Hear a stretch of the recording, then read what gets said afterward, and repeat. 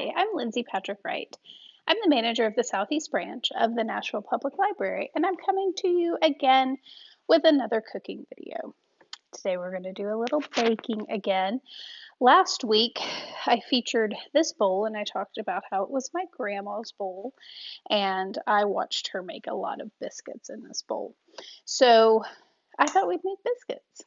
Now, I don't know about you all, but if you have ever tried to get your mom or your grandma to teach you a recipe, it's usually, well, you put a handful of this and a handful of that and a pinch of this and a pinch of that. It's not really exact measurements. So that's how it was learning to cook with my grandma. It was very rare that she actually wrote down a recipe. We do have some. So what I've been trying to do over the years is find recipes that are like, that's it. That is my Bessie. That's what we call my grandma. That is her biscuits. So I've gotten really close with this recipe. This recipe is an adaptation of Carla Hall, who is a Nashville native, and you might see her on the Cooking Channel or the Food Network if you watch those. But it's an adaptation of Carla Hall's buttermilk biscuit recipe, flaky buttermilk biscuit recipe. We do have Carla Hall's cookbook available in our libraries. Quite a few libraries have it. And so you can put it on hold and you can pick it up using curbside service, which is now available at our 7 regional locations and the main library.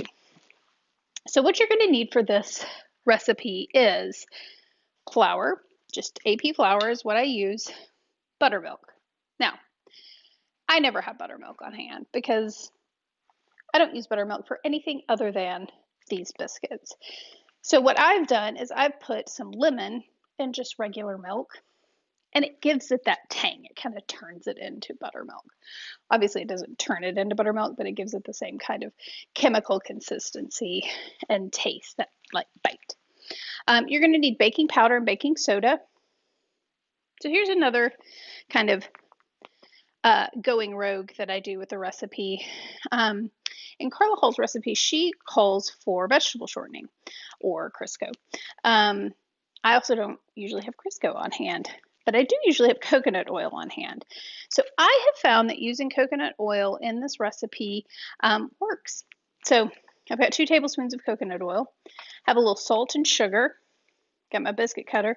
You're going to need more flour for later when we start assembling the biscuits.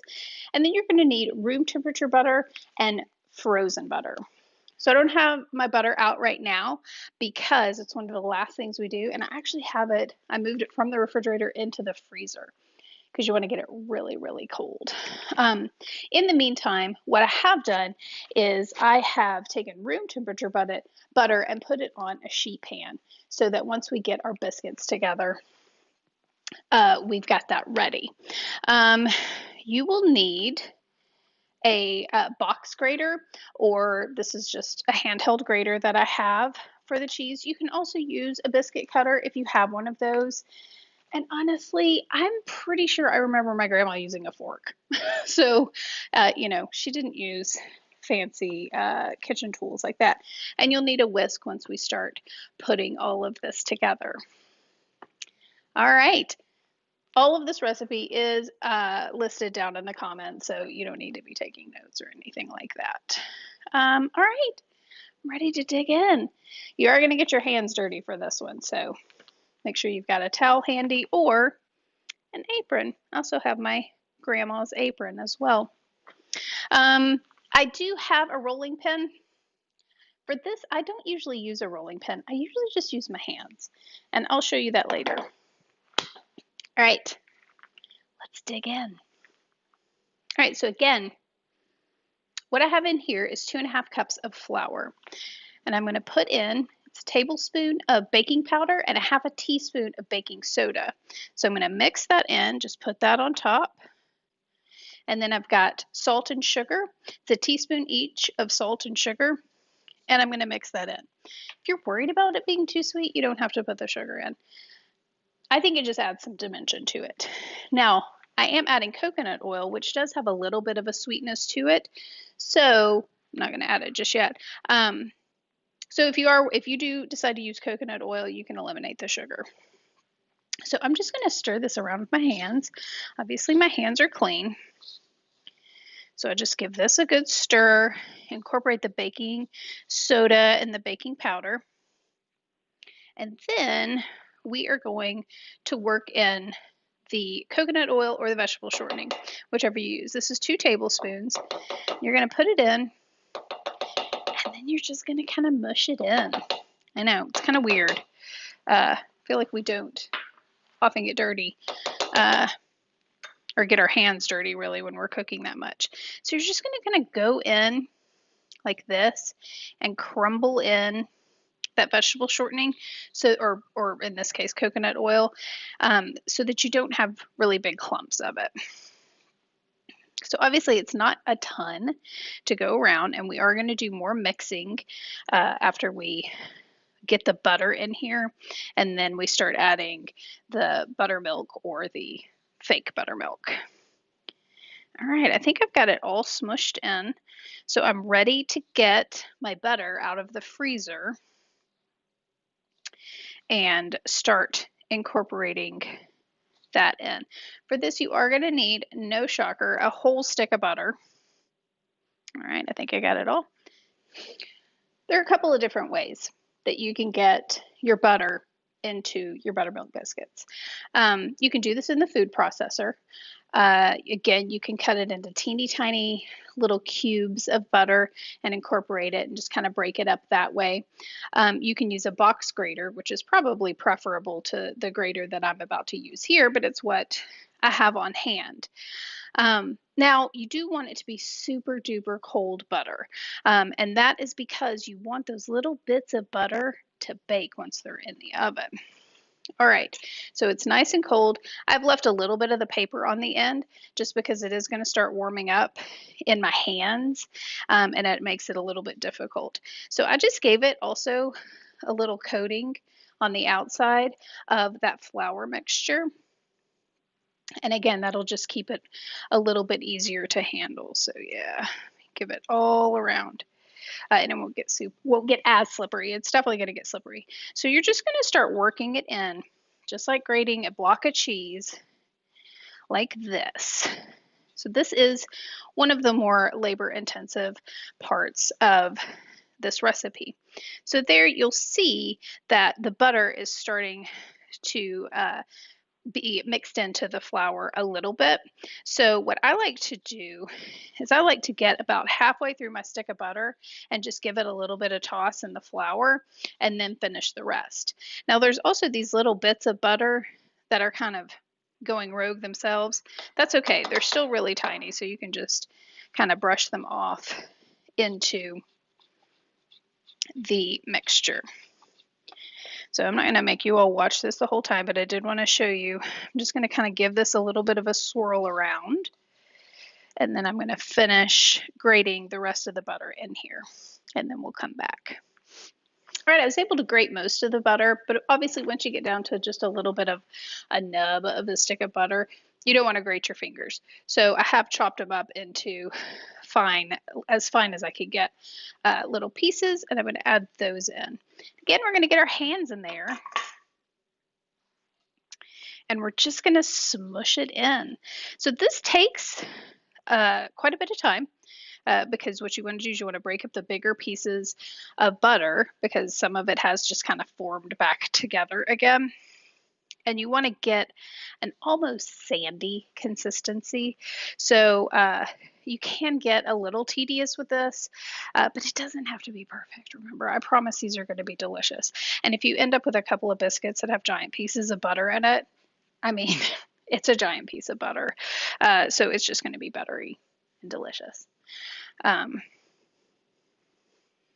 This is also a good sensory project to get the kids involved in with clean hands, obviously. My kid right now is doing an art project, so I don't want paint in my biscuits, so I'm going to let her keep doing her art project right now. She's working up an appetite for biscuits. Okay, I think we've done a pretty good job here. So you'll see that some of it is the consistency of sand. And then again, sometimes we've got these bigger pieces of butter, and That's okay.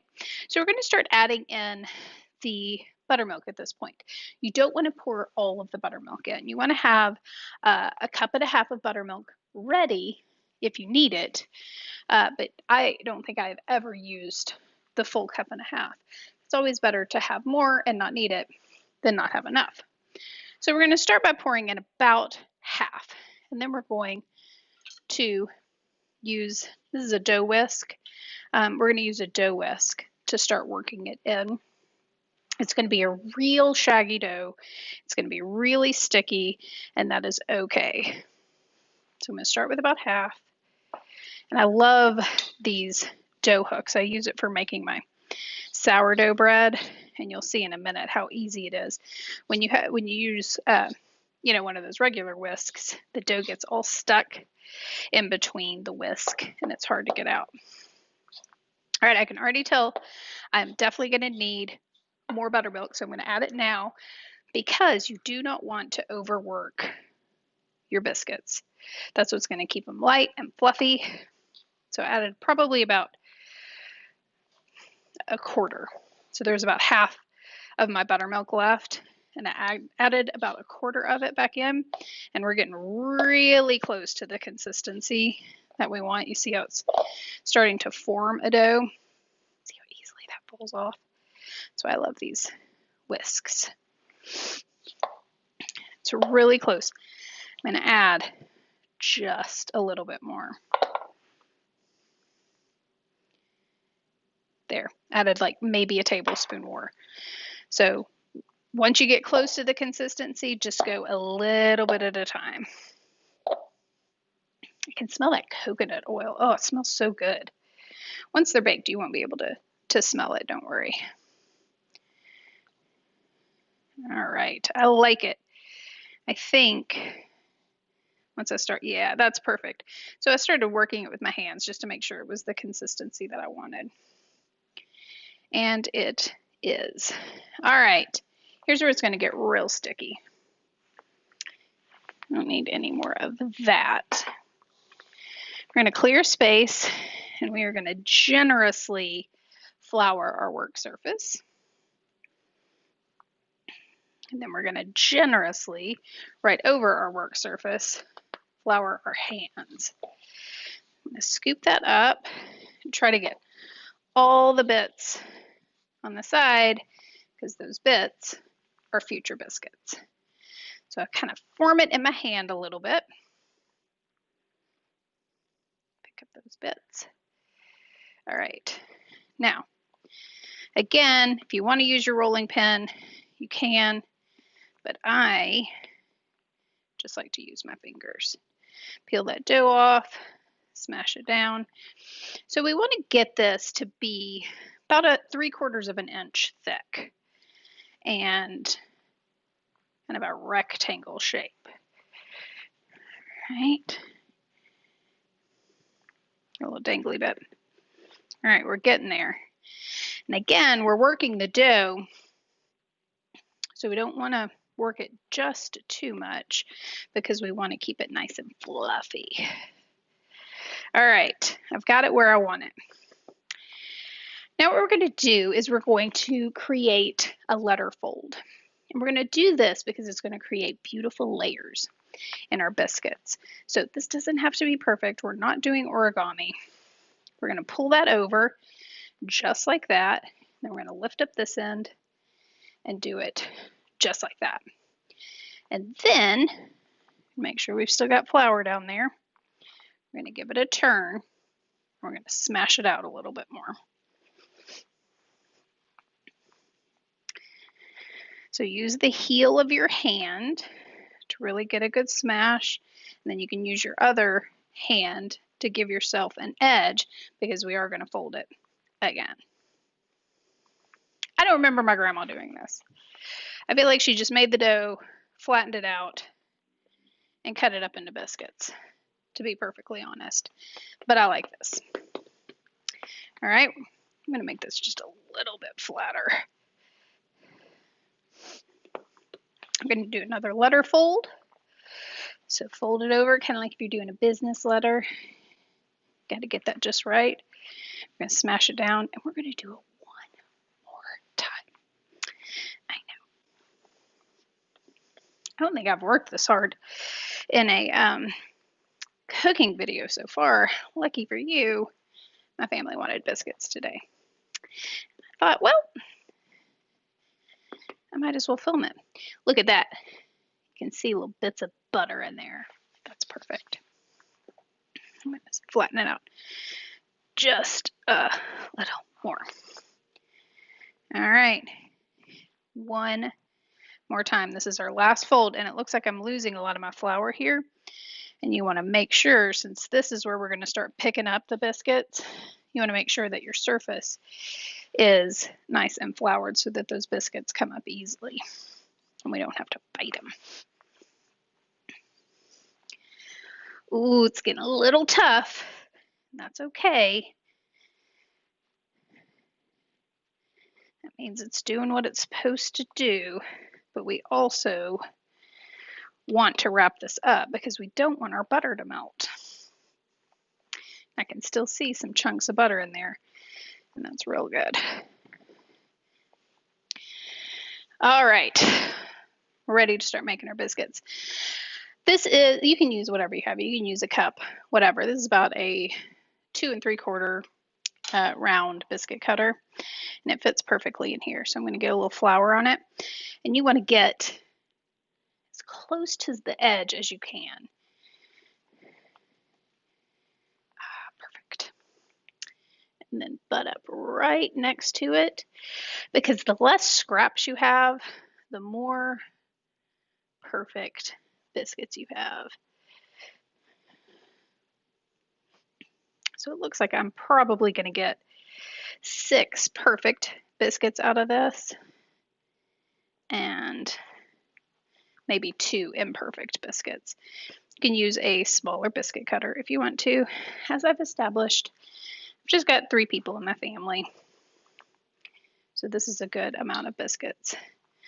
So I'm going to transfer these on to a baking sheet now before we make the ugly biscuits. None of them are real ugly. All right, I can see the layers in these biscuits, and that's what's really going to make them beautiful. So I'm going to set them down on my sheet tray. I've got parchment paper just for ease, and I've put butter on this. So I'm going to lightly set them down, then I'm going to turn them over again. That puts just a little bit of butter on top. Now, if you're anything like me, you're going to put more butter on these biscuits right before you eat them. That one's stuck a little bit more. You want to give these guys space on your sheet. That's good. Now, obviously, do not throw away those scraps. Those are going to be more biscuits. They're just not going to be quite as beautiful as these. All right, so what are you going to do with these? You're going to roll them up, pinch them, smush it back down.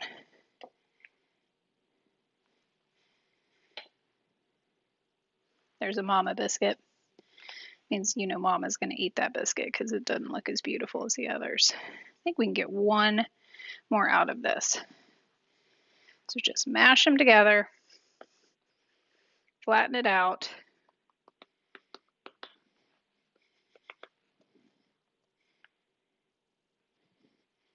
Yep. All right. So you'll notice that I have not mentioned anything about preheating the oven. I made one more biscuit out of this. That is because my trick for making sure that these biscuits cool off in the refrigerator is I put them in the refrigerator and then I preheat my oven to 450 degrees. And by the time my oven comes up to temperature, these are nice and chilled again, and the butter inside is chilled and it's ready to melt in the oven. So that's what we're going to do. All right, so again, what we're going to do, we're going to put these biscuits in the refrigerator, and then we're going to preheat the oven to 450 degrees. And once that oven is ready to go, we're going to take them out of the refrigerator, put them in the oven, And we're going to bake them for about 16 minutes until they're nice and golden brown on top. Here they are. Look at these beautiful biscuits. I wish we had smell-o-vision right now because these smell so good. Don't they, buddy?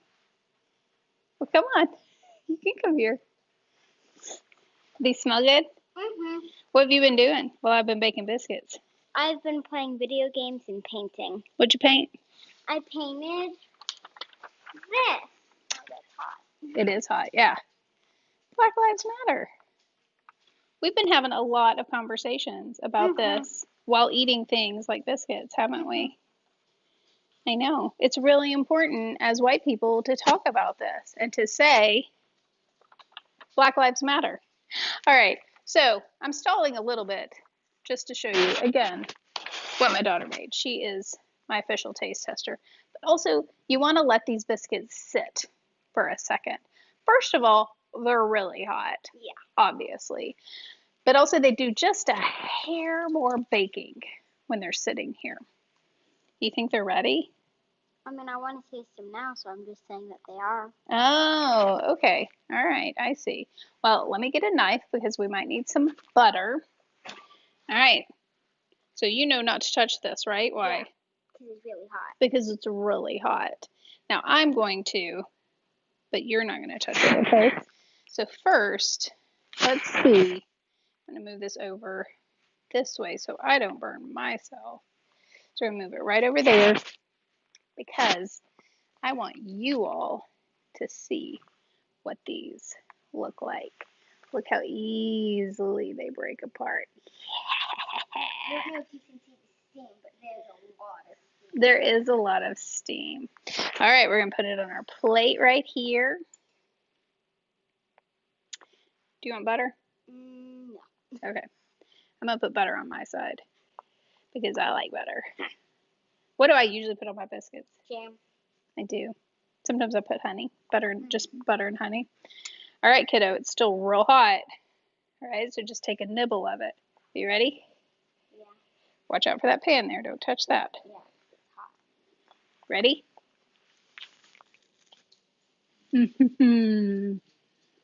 How is it?